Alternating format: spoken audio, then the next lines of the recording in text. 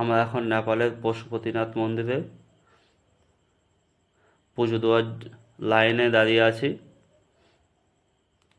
মন্দির থেকে প্রাঙ্গণের পাশেই পুজোর ডালা পাওয়া যাচ্ছে। পুজোর ডালা কেনা হলো, সকলে কিনে পরপর লাইন দিয়ে দাঁড়িয়ে আছি পুজো দেওয়ার জন্যে, বাবার একটু দর্শন পাওয়ার জন্যে। আমাদের বাবার দর্শন বিশ্বের কয়েকটি পীঠস্থানের মধ্যে একটি এই পশুপতিনাথ মন্দির।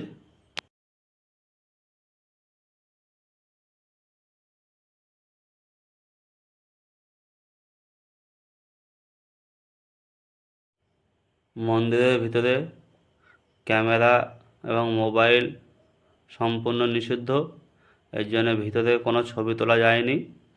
আমরা পুজো দিয়ে বাইরে বেরিয়ে এসেছি। বাইরে বেরিয়ে মন্দিরের সামনে আমরা ফটোশ্যুট করছি। আমাদের সাথে আছে কেশবদা।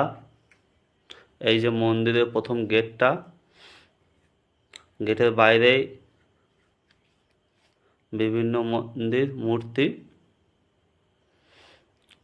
সন্তুদার সাথে আমাদের কেশবদাও পুজো দিয়ে এসছে। নেপালের একটা ঐতিহ্যমণ্ডিত, আমিও সাথে ছবি তোলা হলো কিছু। ঐতিহ্যমণ্ডিত একটি মন্দির, পশুপতিনাথ মন্দির, শিবেরই একটি অংশ এই পশুপতিনাথ মন্দির। এই আমরা মন্দিরের বাইরে রাস্তায় খুব সকাল থেকে লাইন, প্রচুর লাইন, প্রচুর দেখা যাচ্ছে নাকি ভক্ত বিভিন্ন দেশ থেকে, বিভিন্ন বিদেশ থেকে এসছে বাবার পুজো দিতে। সকলের মনোকামনা পূর্ণ করার জন্য আমরা সব একসাথে এসেছি পুজো দেওয়ার জন্যে পশুপতিনাথ মন্দিরে। আমাদের শম্ভু ফুলের ডালা সাজিয়ে দাঁড়িয়ে আছে লাইনে বাবার পুজো দেওয়ার জন্যে।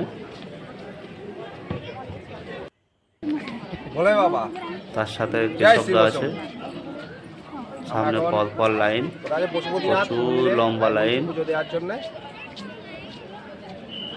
লাইনে কমপক্ষে 3 থেকে 4 হাজারের উপরে লোক। আমরা তার মাঝখানে একটু ভিডিও করে নিচ্ছি, আমি আর কেশবদা। আসো